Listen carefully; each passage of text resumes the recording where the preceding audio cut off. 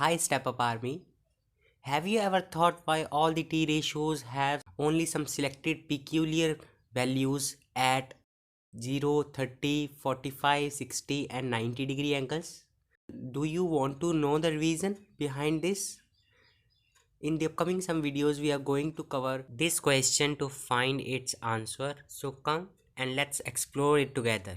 So let's start today's discussion. In today's discussion, we are going to explain the values of all the T ratios at 30-degree angle. To achieve this, we have to consider a triangle which is equilateral. Equilateral triangle is also known as equiangular triangle. तो इक्विएंगुलर triangle या equilateral triangle कौन सी triangle होती है? वो triangle होती है जिसकी तीनों साइड्स इक्वल होती हैं. Suppose we have this triangle ABC which has all its sides equal, जिसकी सारी sides AB, BC और CA equal है. So AB side equal to BC equals to CA. Okay. This symbol is used to show that BC, AB and AC are equal. We will draw a perpendicular on this side BC from A. I am going to draw this perpendicular on side BC from A that intersects this side BC at some point M. Okay. Now this angle AMB, that is this angle, is 90 because we have constructed perpendicular on side BC.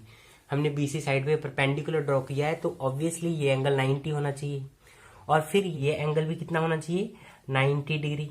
Y? क्योंकि angle AMB और angle AMC दोनों linear pair form करते हैं, तो इसीलिए अगर ये angle 90 है so this should also be equal to 90. Linear pair is formed by those angles whose sum is 180 degree and forms an angle on straight line. Okay.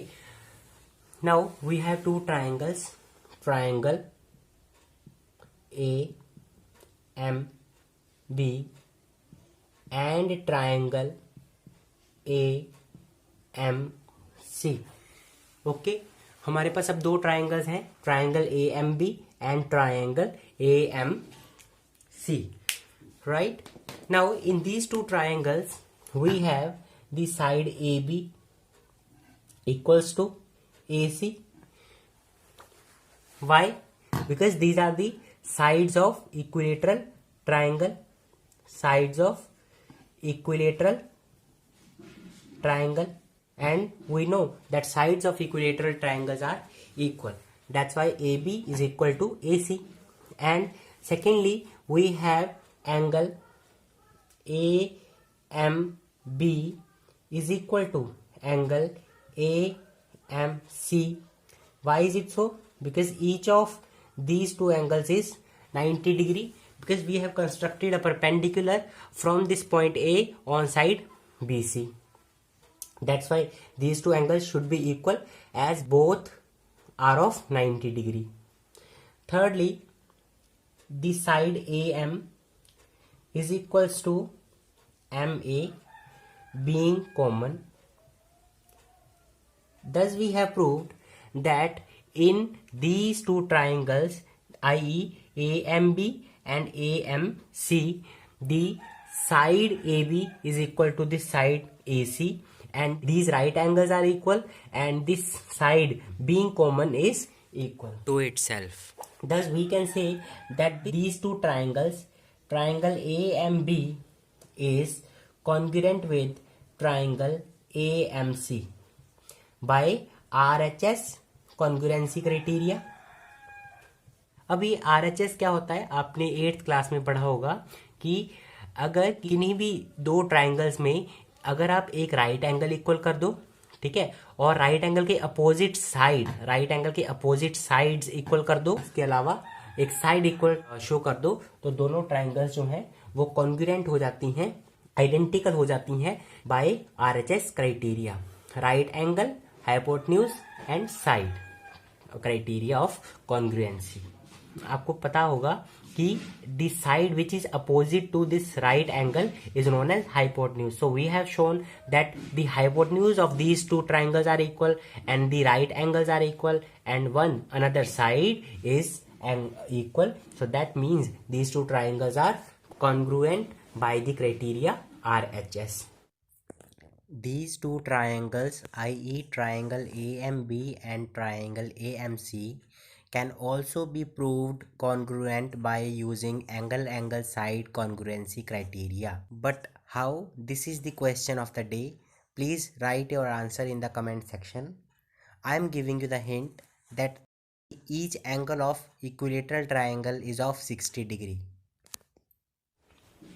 Now, one thing you should keep in your mind while using this notation in congruency, that there should be one-to-one correspondence while you are writing this notation. What do I mean? तो पहला जो point है यहाँ पे वो आपने ए लिखा है, तो यहाँ पे भी क्या है, ए लिखा हुआ है. ए अब एक सिंगल पॉइंट है, मतलब इसका मतलब हम एंगल कंसीडर कर रहे हैं. तो एंगल ए जो है वो एंगल ए के इक्वल होना चाहिए, तब भी आप इसको फर्स्ट और फर्स्ट पोजीशन पे लिख पाओगे, सेम पोजीशन पे आप लिख पाओगे. This is very important. चलो इसको अच्छे से समझते हैं. उसके लिए आप यहाँ से देखो, आप A M is equal to M A. यहाँ से कह सकते हैं कि A M corresponds to M A, कि ए एम जो है वो एम ए को कोरस्पॉन्ड कर रहा है. अब इसमें ए एम देखो कौन सी पोजीशन पे है, फर्स्ट और सेकंड पोजीशन पे है ना. तो एम ए जो है वो भी क्या होना चाहिए, दूसरी नोटेशन के अंदर, दूसरे ट्रायंगल के अंदर वो सेम पोजीशन में होना चाहिए. यहाँ पे भी देखो ये फर्स्ट सेकंड पोजीशन पे है और यहाँ पे भी ये फर्स्ट सेकंड पोजीशन पे है. अब यहाँ पे देखो एंगल ए एम बी और एंगल ए एम सी एक दूसरे को कोरस्पॉन्ड करते हैं यहाँ पे. तो इसका मतलब क्या है, ये जो एंगल है ये भी यहाँ पे मिड सेम पोजीशन पे आना चाहिए. तो यहाँ पे हमने एम को कहाँ लिखा है, मिडल में, बीच में.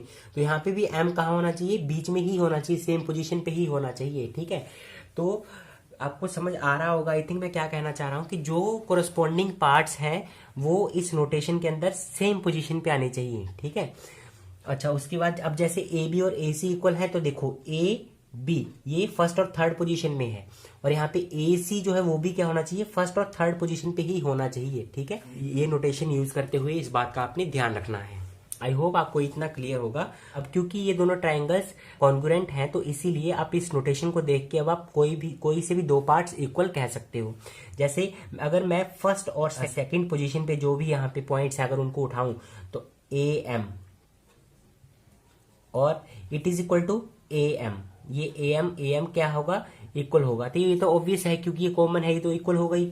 उसके अलावा अगर मैं यहाँ से सेकंड और थर्ड पॉइंट उठाऊं, सेकंड और थर्ड पॉइंट इस नोटेशन में क्या है, एम बी, और यहाँ पे सेकंड और थर्ड क्या है, एम सी. तो ये भी दोनों क्या होंगे, इक्वल होंगे.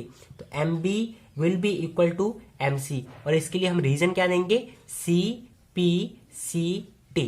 सी पी सी टी क्या है, corresponding parts of congruent triangles. अच्छा ये तो मैंने दोनों आपको समझाने के लिए बताया था, इसको अब हटा देते हैं यहां से. Also we can say that this angle A, that is BAM, will be equal to angle CAM. So also angle BAM is equal to angle CAM. Again, why CPCT? Okay, I hope इतना आपको clear होगा. आपको पता होगा कि equilateral triangle को equi angular triangle भी बोलते हैं. तो इसका मतलब क्या है कि इस ट्रायंगल के तीनों एंगल्स इक्वल होंगे. That is angle B, this whole angle, and this angle C, this whole angle, and ये सारा एंगल ए, तीनों इक्वल होते हैं और इनका मेजर क्या होता है, 60 डिग्री होता है. तो एंगल बी कितनी डिग्री का होगा, यहाँ पे मैं लिख रहा हूँ 60 डिग्री का, और ये एंगल सी भी कितने डिग्री का होगा, 60 डिग्री का, और ये सारा का सारा एंगल यहाँ से लेके यहाँ तक ये भी कितने डिग्री का होगा, 60 डिग्री का होगा. बट अब हम यहाँ पे पहले ही प्रूव कर चुके हैं कि बी ए एम जो ये वाला इतना सा एंगल है वो इसके इक्वल होगा. ठीक है, ये इतना सा एंगल जो है ये इसके इक्वल होगा.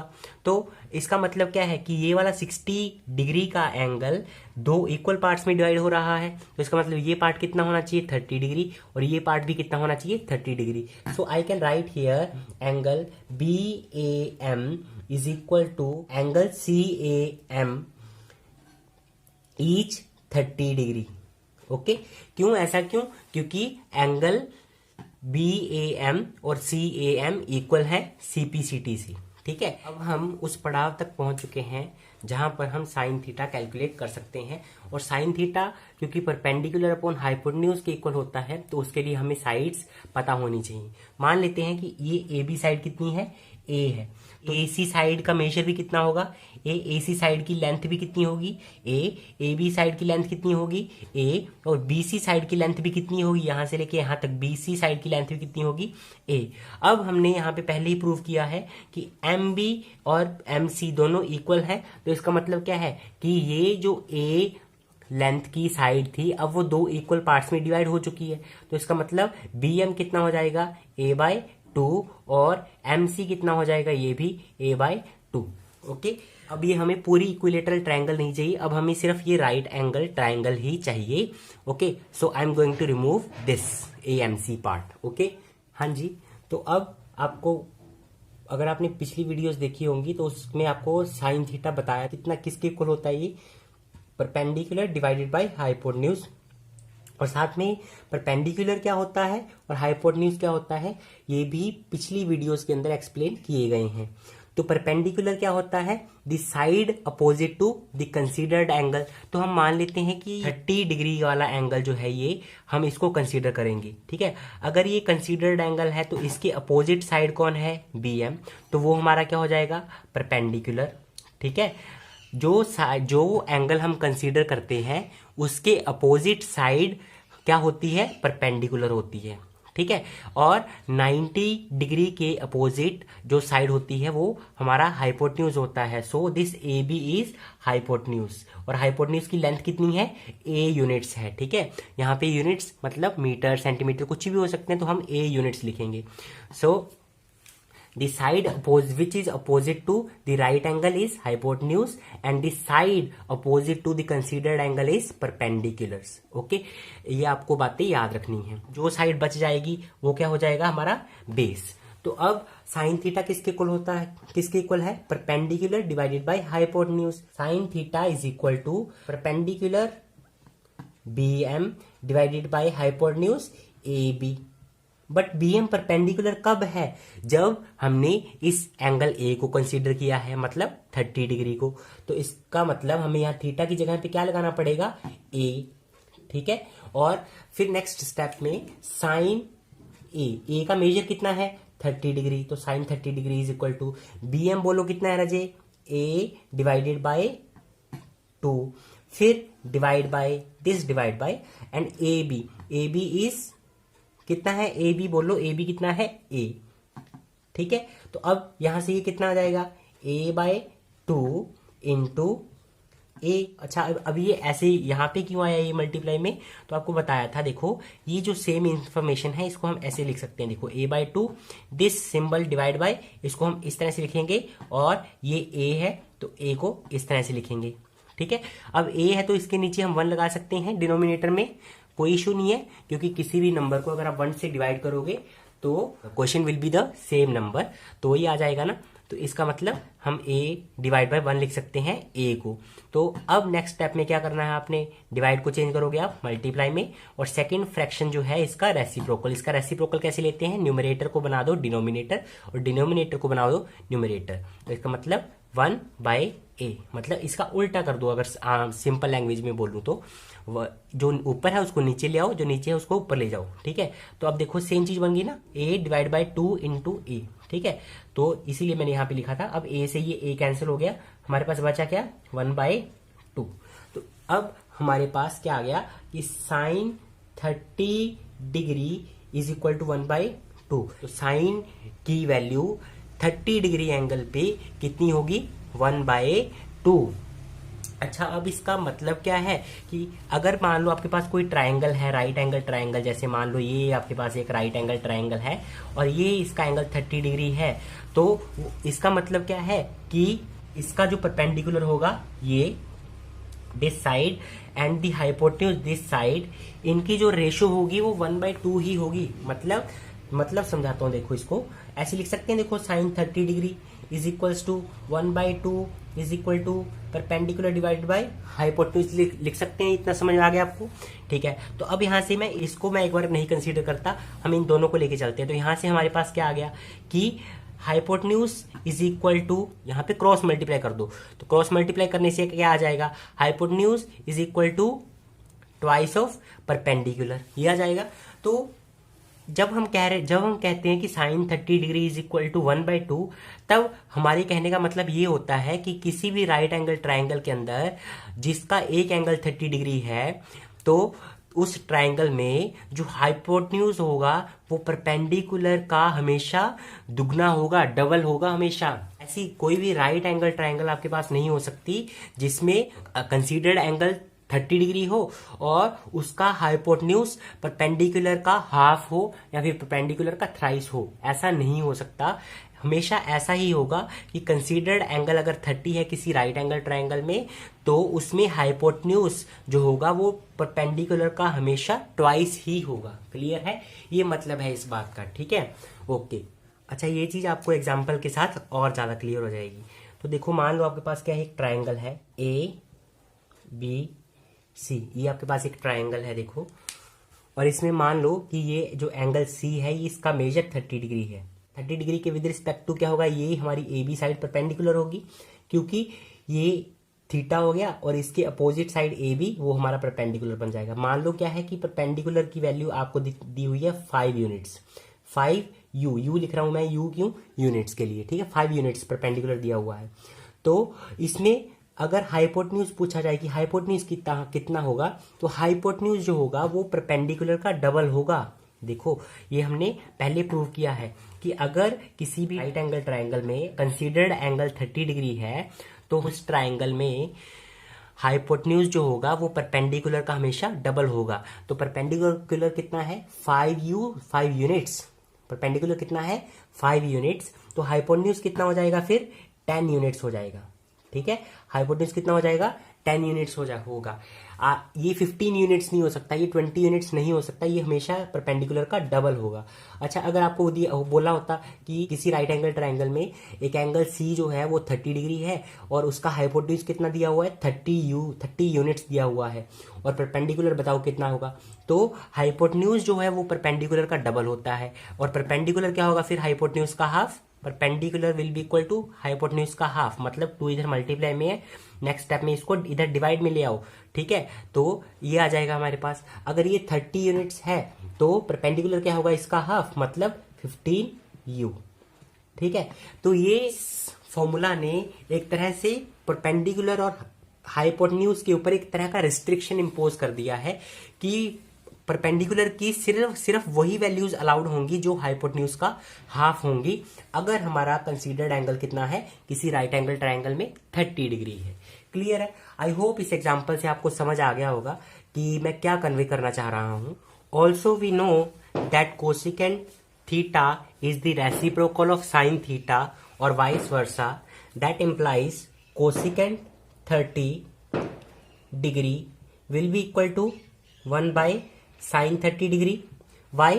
क्योंकि अभी बताया मैंने कि कोसिकेंट थीटा जो है वो साइन थीटा का रेसिप्रोकल होता है, मतलब cosecant theta is equal to 1/sin theta. तो यहाँ पे जितना एंगल होगा उतना ही एंगल साइन के साथ भी होना चाहिए। आप ऐसा नहीं लिख सकते कि cosecant 45 degree is equal to 1/sin 30 degree. No, यहाँ पे एंगल्स सेम होना चाहिए, तभी ये रिलेशन होल्ड करेगा।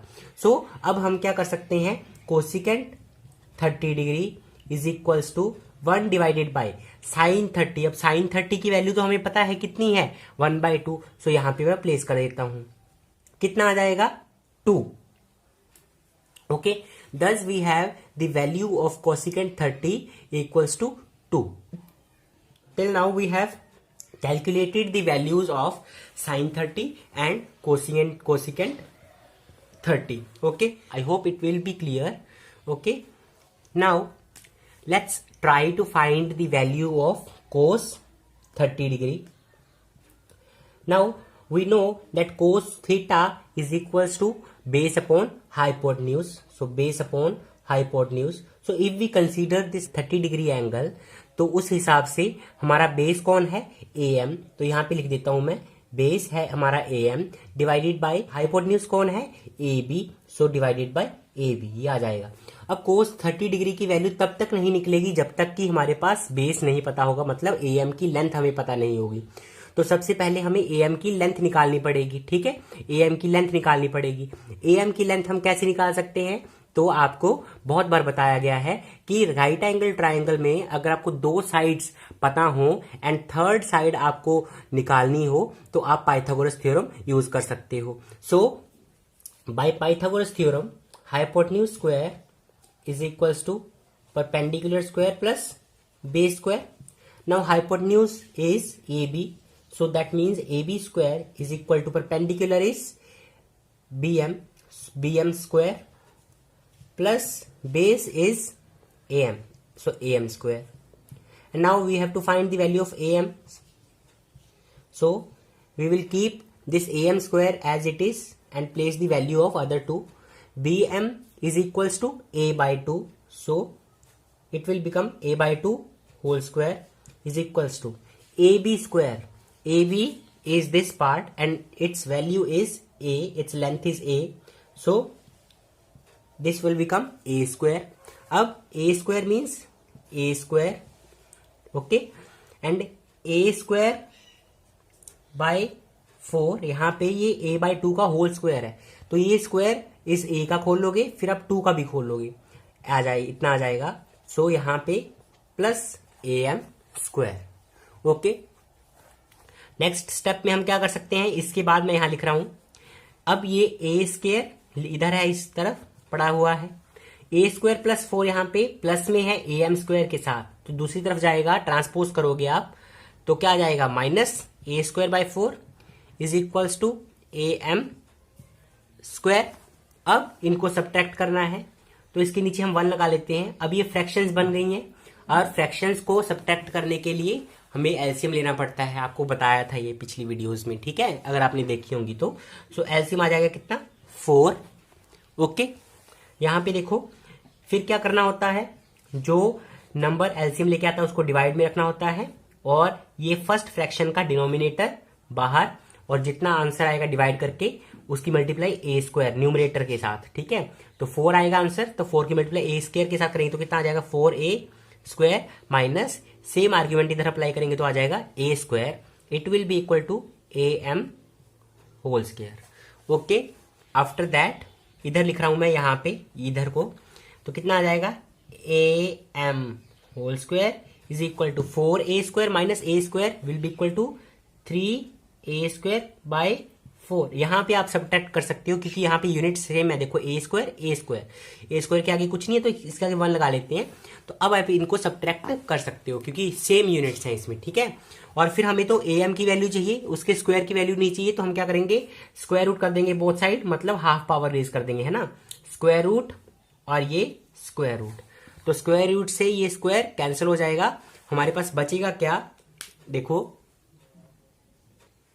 तो हमारे पास बचेगा square root of 3A divided by 2 is equals to AM, okay, इतना रह जाएगा। देखो ये स्क्वायर रूट ये नंबर मल्टीप्लाई में, स्क्वायर रूट ये नंबर दोनों नंबर्स मल्टीप्लाई में, स्क्वायर रूट स्प्लिट हो जाएगा, square root of 3 multiply square root of A square, तो A स्क्वायर का स्क्वायर रूट कितना होगा A ही होगा।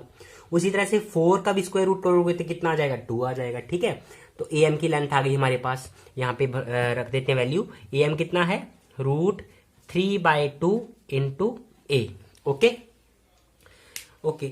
सो अब हमें बेस पता लग गया है तो हम cos 30 निकाल सकते हैं। कैसे, बेस हमें पता लग गया, अभी हाइपोटेन्यूज ऑलरेडी पता है, okay. We will simply place the values of AM and AB in this expression and we will be able to find the value of cos 30 degree in this way, okay. So let's place the value. So cos 30 degree is equals to AM is equals to √3A by 2 divided by this divided by AB. AB is A, okay. Now this A will get cancelled with this A and we will left with only √3/2, okay. So we have the value of cos 30 degree is equals to √3 divided by 2. So I have written here all the values that we have calculated. Okay, अच्छा अब हमें पता है कि secant theta किसका reciprocal होता है, cos theta का, पता है ना आपको, और वाइस वर्सा, मतलब सीकेंड थीटा कोस थीटा का रेसिप्रोकल है और कोस थीटा सीकेंड थीटा का रेसिप्रोकल होता है। ठीक है, तो यहाँ पे हम 30 पुट कर देते हैं, क्योंकि कोस 30 की वैल्यू पता है ना, तो थीटा की जगह पे 30 रख देते हैं। तो secant 30 will be equal to 1 by cos 30 degree, so it will be equal to 1 by cos 30 degree की वैल्यू हमें पता लग गई है कितनी है, √3 डिवाइडेड बाय 2। ठीक है, तो यहां से सीकेंड 30 की वैल्यू कितनी आ जाएगी, बोलो 2 बाय √3। ठीक है, ये देखो ये फ्रैक्शन डिवाइड में है ना, डिवाइड में अगर कोई फ्रैक्शन हो तो उसका रेसिप्रोकल हो जाता है। देखो ये इस तरह से होगा, देखो 1 डिवाइडेड बाय √3 बाय 2। इस इंफॉर्मेशन को हम इस तरह लिख सकते हैं। इन द नेक्स्ट स्टेप क्या होगा, डिवाइड चेंज हो जाएगा मल्टीप्लाई में, the fraction that follows the divide symbol gets reciprocated. Okay, so it will become 2 by √3। Okay, उल्टा हो जाएगा इसका, तो कितना आ जाएगा 2 × 1 2 बाय √3। सो सीकेंड 30 डिग्री की वैल्यू कितनी आ गई है, 2 by √3।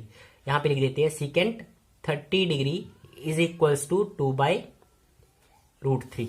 Okay, now we can easily find the value of tan 30 degree. How, क्योंकि आपको बताया था कि tan theta is equals to sine theta divided by cos theta.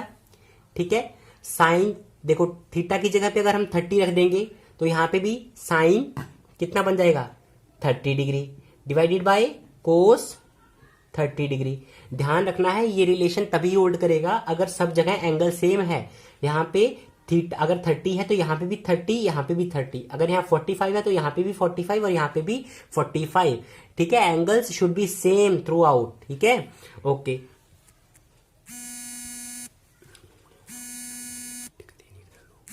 Okay, सो अब तो चलो अब हम वैल्यूज पुट कर देते हैं बस सिंपली। क्या आ जाएगा, देखो tan 30 degree will be equal to sine 30 degree की वैल्यू हमने निकाली थी, देखो कहाँ है, ये रही 1 by 2 divided by cos 30 degree की वैल्यू हमने निकाली थी, कितनी है कोस 30 की वैल्यू √3 बाय 2। देखो √3 बाय 2।